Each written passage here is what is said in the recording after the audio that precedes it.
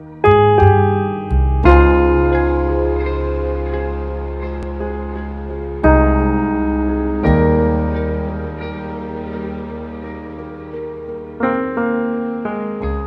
जो कमरों में दरवाजे होते हैं, आपको पता है ये क्यों होता है? ये आपकी आजादी का यकीन होता है, ये आपके इख्तियार का यकीन होता है। यानी आप रह भी सकते हैं, आप जा भी सकते हैं। और अगर ये ना हो तो इसका सिर्फ एक ही मतलब रह जाता है, ना हो से मुराद क्या? दरवाजा ही ना हो। तो उसका मतलब यह है कि वो कमरा ओन नहीं किया जा रहा, वो कमरा किसी का भी नहीं है। जिस कमरे का दरवाजा नहीं होता वो कमरा किसी का भी नहीं होता। और हां, अगर कमरा आपको मिल जाए और कमरे के अंदर से कोई चटखनी लगा दे और आपको जादू करके चिड़िया बना दे और रोशनदान ना हो और पंखा चला दे, इमेजिन करके देखें क्या होगा। ऐसी सूरत हाल होती है। हम सबकी जिंदगी में कभी ऐसे होता है कि जैसे हमारे कमरे को किसी ने चटखनी लगा के हमें चिड़िया बना दिया और फिर हम उस पूरे कमरे में भाग रहे होते हैं और पंखे की हवा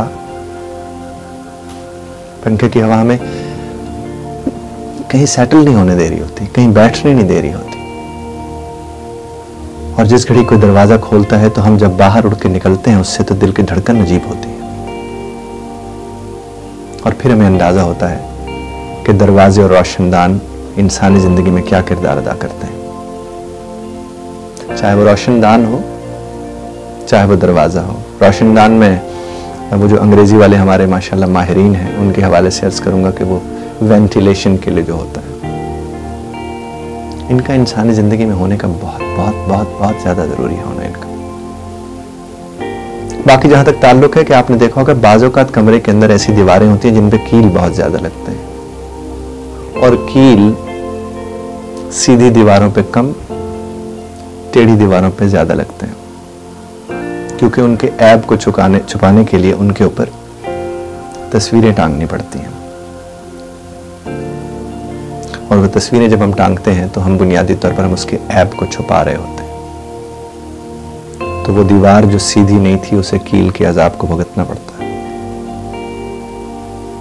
इसका मतलब ये नहीं कि वो सीधी हो जाती है, इसका मतलब ये है कि वो सीधी या उल्टी या खराब नजर आने से बच जाती है।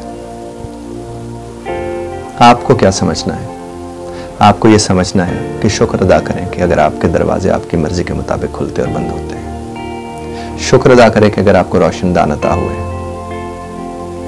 अब इसमें एसी की बात करके मामलात को कोई और शक्ल मत दीजिएगा। बहुत शुक्रिया सुनने का।